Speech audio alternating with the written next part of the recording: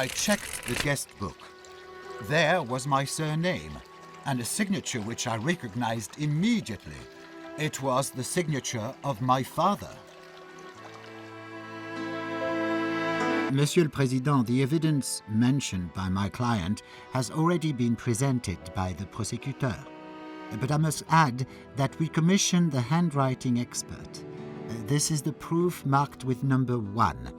It states that the signature appearing in the hotel guest book really belongs to Antoine Eaton, father of the accused. Then Monsieur Antoine Eaton will be re-examined as a witness. The hearing will take place at the next trial. I ask to duly summon the witness. Until this time, I announce a break. Take the accused back into custody.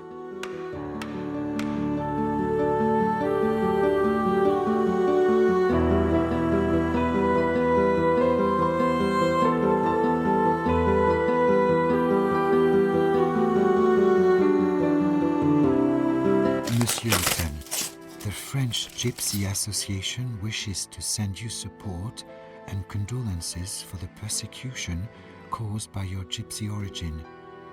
We are aware that it was the main cause of your indictment. We offer you a safe haven if you decide to leave the prison in less official way. One of our persecuted members, who had also been imprisoned in the Prison de la Santé, mentions the decayed walls in most of the cells. Maybe you could use this information? Signed, X.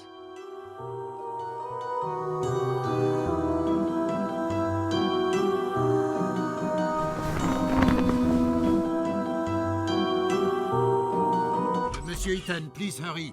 The court is already in waiting. Bienvenue, messieurs. We are all present, so we can begin.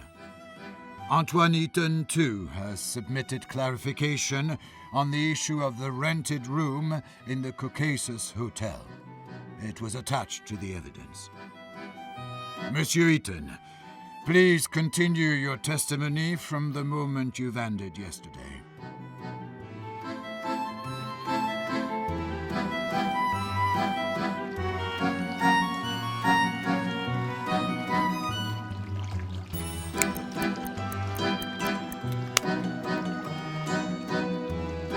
Then I called the elevator.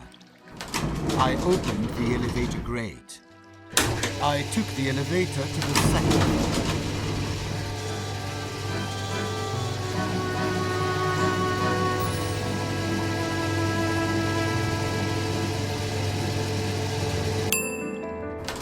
I opened the elevator grate.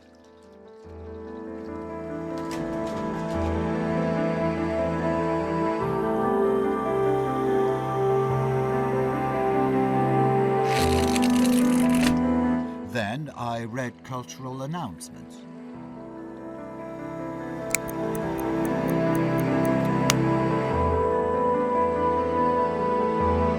I opened the inner door.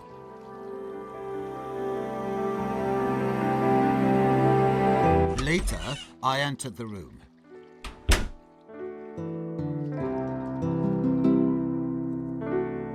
As I walked in, Madame Capet was standing in the center of the room, furious.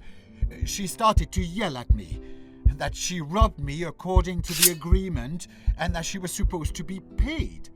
She started to insult me, calling me a dirty gypsy, a thief, and a fraud.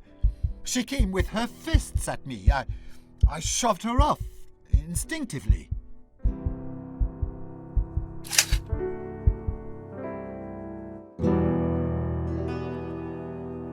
I did not know what to do. I escaped to the hallway.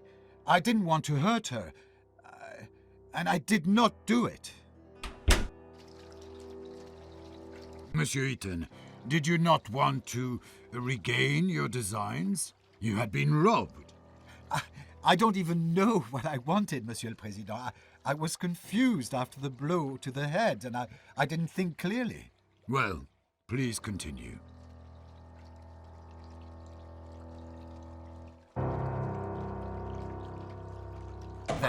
I opened the door.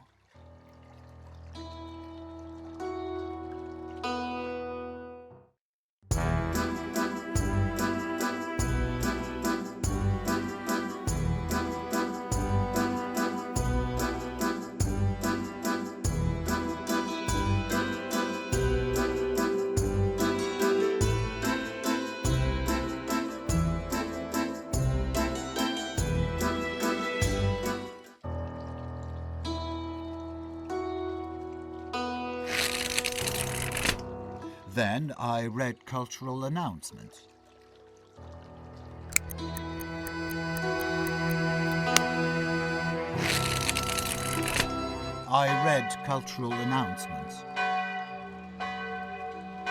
For a moment, I admired the paintings of Paris.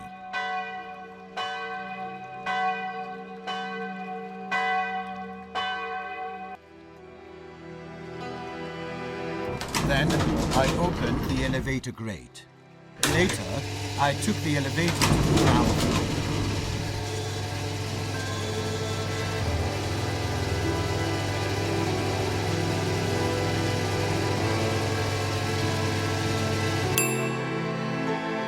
Then I opened the elevator grate.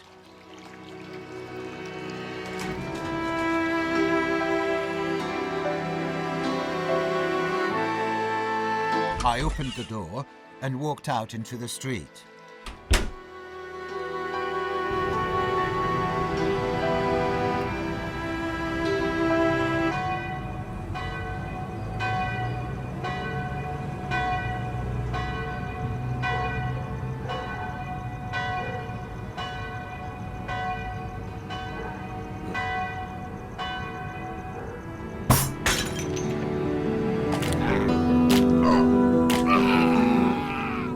I entered the Café de Paris cafeteria. I wanted to drink some good wine and eat a piece of cheese. A group of Parisian rabble tried to throw me out, screaming that there was no room for gypsy thieves. They beat me and threw me into the street. I was all covered in blood. Did you report this fact to police officers? No, Monsieur le Président. I decided that it was not worth losing my time. And why is that? A second of my work is more important than the lifetime of each and every one of those plebeians.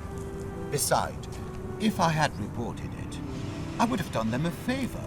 What do you mean, Monsieur Eaton? In jail, they would have had better living conditions than those holes that they call houses. I understand. Please return to your testimony.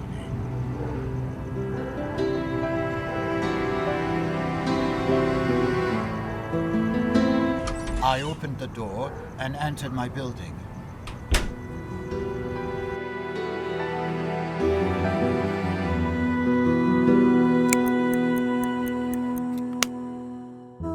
Then, I opened the door and stepped outside.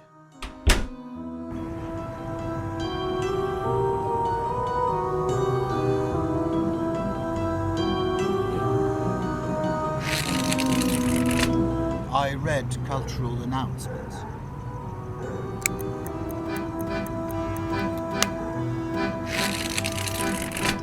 I read cultural announcements. I opened the door and entered my building.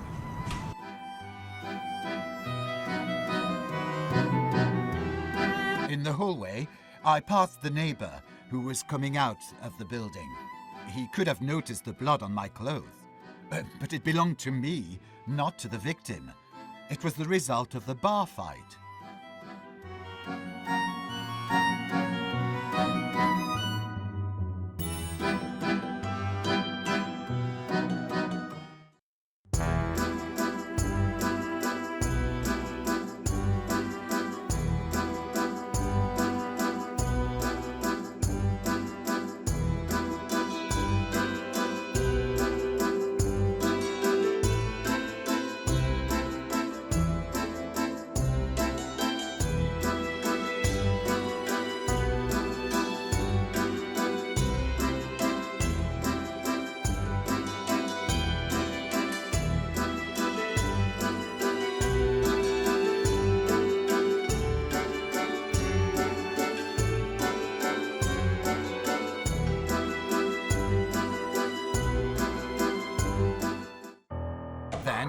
opened the door.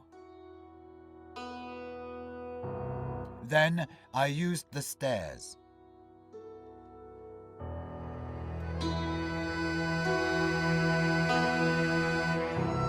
I opened the door and entered my apartment.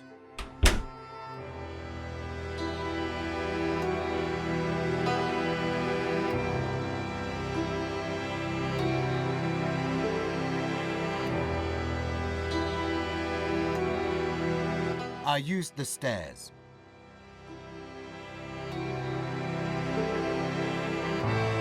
I opened the inner door. I changed into clean clothes. I was tired after the banquet, so I immediately went to sleep. I was even too tired to undress. Is it all you want to testify, Monsieur Eaton? Oui, Monsieur le Président. And so I close the hearing. It is time to present your positions.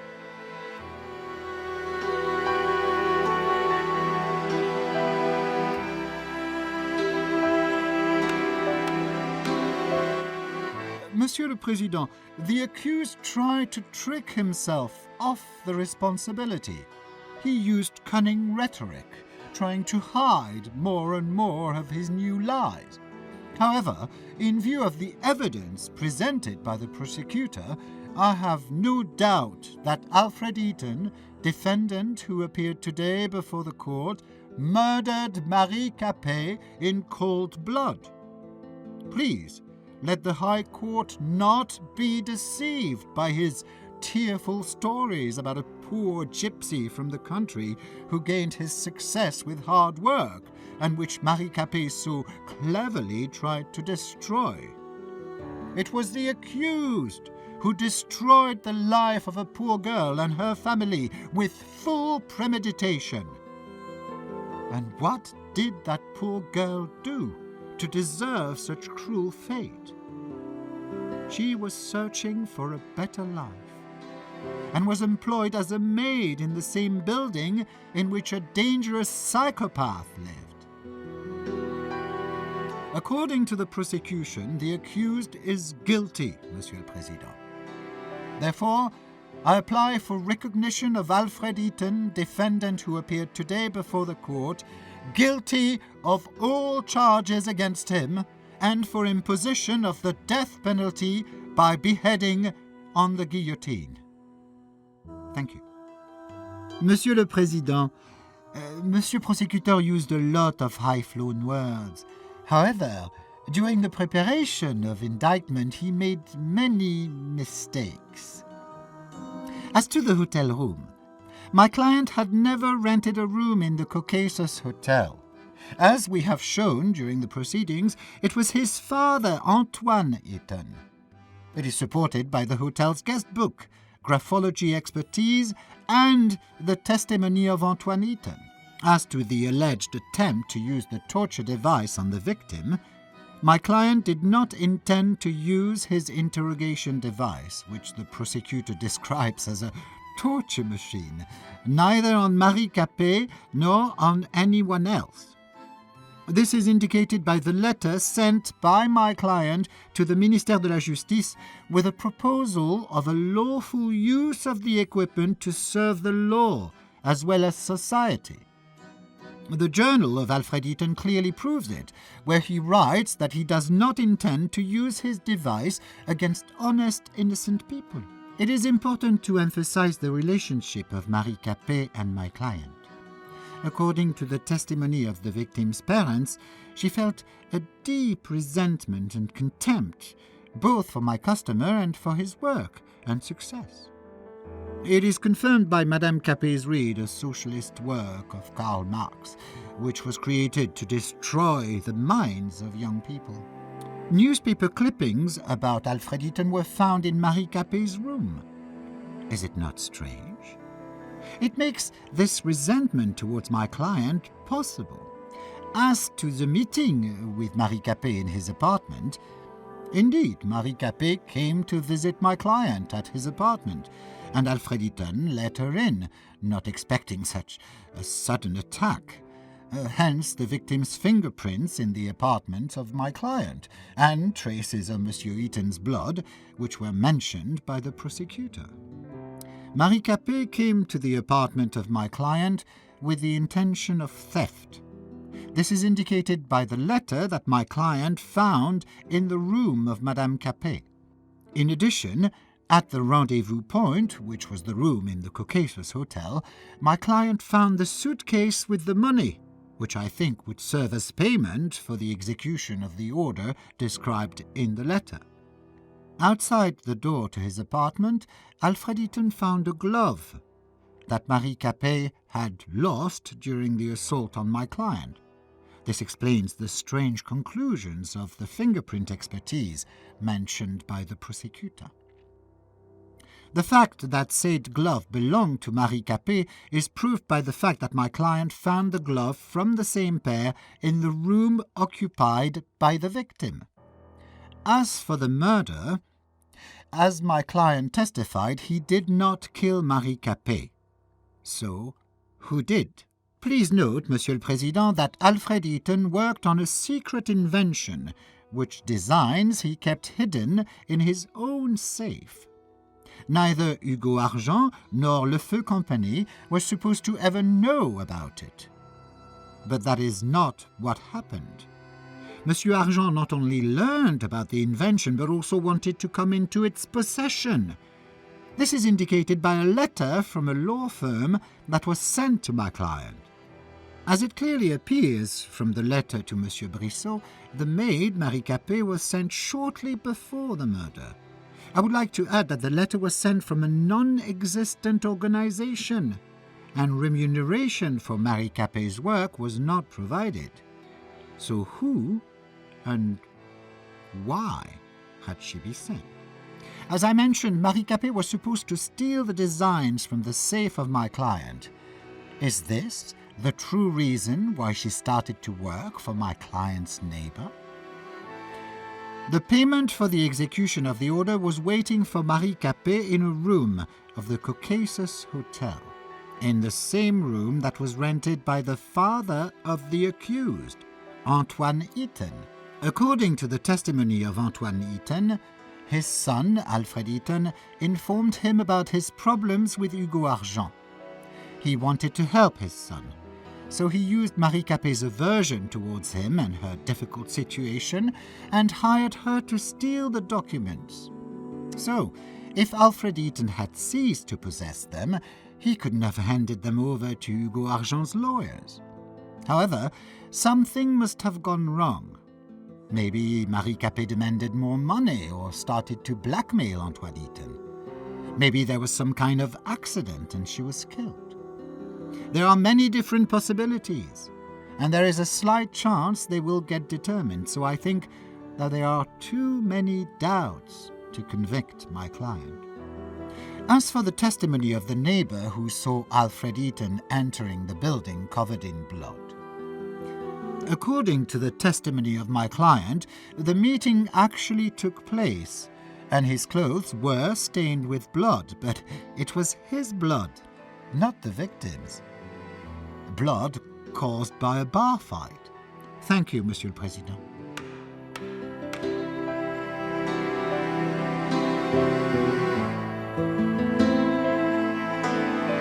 Sheikh, your father and I are praying for you, and we believe that the court will be merciful. Maman et Papa. Postscriptum. Papa is sorry that it did not work as he had planned.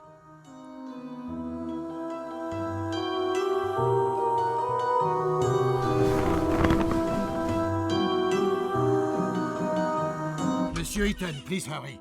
The court is ready to announce the verdict. The verdict on behalf of the République Française. The court, as present, hereby finds that Alfred Eaton, accused of murdering Marie Capet, is innocent. Due to the content of the verdict, the court repeals the detention order.